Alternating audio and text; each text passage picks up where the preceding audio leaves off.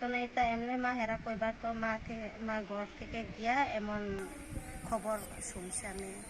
আমি নিজে তো দেখছি না, যখন কিছু আমি কইতে পারতো না। কোন জায়গাতে ঘটনা? তো জিওসরা। তাহলে বাড়ি কোনখানে? তো জিওসরা ওই বিয়ে হয়েছে নি? হয়েছে। লোকন আছে নি?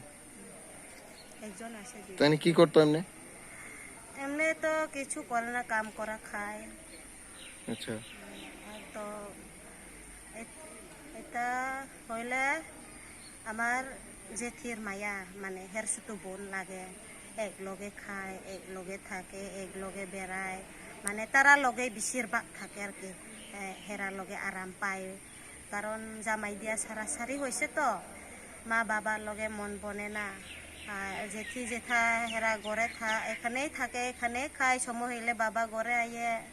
আর সব সময় দিন রাত 24 ঘন্টা এই মঞ্জু দিয়াই থাকে। হ্যাঁ, আমরা তো ভাই বোন হইলে কিছু কইতে পারতো না স্যার।